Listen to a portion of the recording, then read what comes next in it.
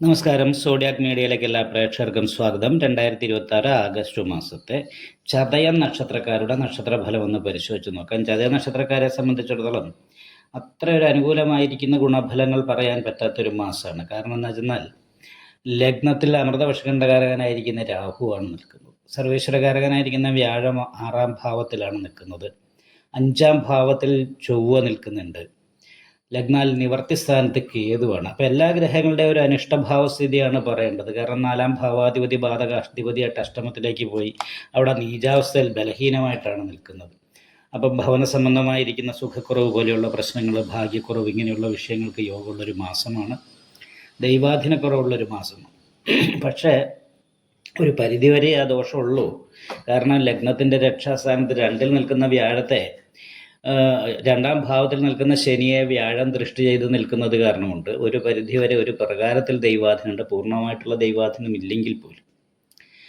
അതുമാത്രമല്ല, ശത്രുക്കൾ പോലും നമ്മളെ സഹായിക്കുന്നൊരു സമയമായിട്ട് വേണം കണക്കാക്കാനായിട്ട്. ശത്രുസ്ഥാനത്ത് ബുധനും വ്യാഴവും ശുഭഗ്രഹങ്ങളും നിവർത്തി സ്ഥാനാധിപതിയും ശത്രുസ്ഥാനത്താണ് നിൽക്കുന്നത്.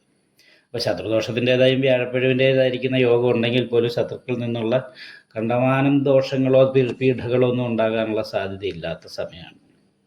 പിന്നെ എന്താ വെച്ചാൽ ഭൗതികമായി മനസ്സിലാഗ്രഹിക്കുന്ന കാര്യങ്ങൾ പൂർത്തീകരിക്കാനായിട്ട് സാധിക്കാതെ വരാനുള്ള സാധ്യത. ഈ പറയുന്ന രീതിയിൽ തന്നെ കന്യരാശി, മീനൻ രാശിയിൽ നിൽക്കുന്ന കാരണം കൊണ്ട് ജലചരണ ഭക്ത കടൽ കടന്നു പോകുക എന്ന് പറയുന്നൊരു യോഗം ലഗ്നാധിപതിക്കുണ്ട്.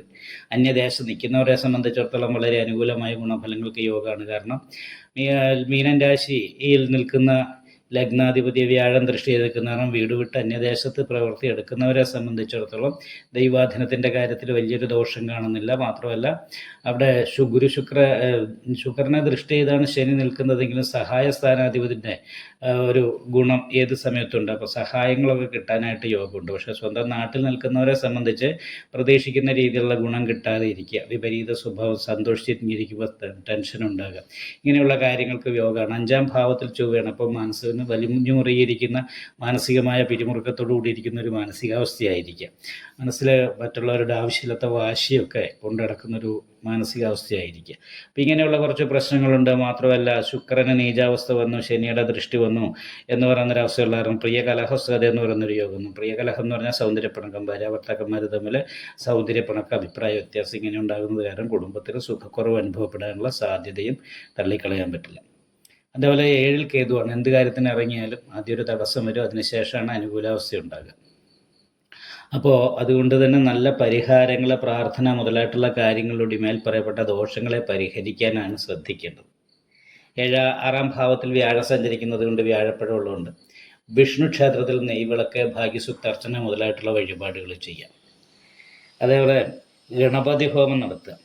ശിവക്ഷേത്രത്തിലെ ശംഖാഭിഷേകം, നെയ്വിളക്ക്, ഭാഗ്യസൂക്ത് മുതലായിട്ടുള്ള നെയ്വിളക്ക്, അഘോര പുഷ്പാഞ്ജലി മുതലായിട്ടുള്ള വഴിപാടുകൾ ചെയ്യാൻ നല്ല രീതിയിൽ പ്രാർത്ഥിക്കുക. ക്ഷേത്ര ദർശനം കൊണ്ട് വളരെ അനുകൂലമായി തടസ്സങ്ങളൊക്കെ മാറി കിട്ടുന്നതാണ്. ഈ വീഡിയോ ഇഷ്ടപ്പെട്ടാൽ ലൈക്ക് ചെയ്യുക, നിങ്ങളുടെ അഭിപ്രായങ്ങൾ കമൻറ്റ് ചെയ്യാം. ജ്യോതിഷവുമായി ബന്ധപ്പെട്ട കൂടുതൽ കാര്യങ്ങൾ അറിയാൻ ഈ ചാനൽ സബ്സ്ക്രൈബ് ചെയ്യുക. ഞങ്ങളുടെ ഓൺലൈൻ കൺസൾട്ടൻസി നമ്പർ താഴെ ഡിസ്ക്രിപ്ഷൻ ബോക്സിൽ കൊടുത്തിട്ടുണ്ട്. ആവശ്യമുള്ളവർക്ക് കോൺടാക്റ്റ് ചെയ്യാവുന്നതാണ്.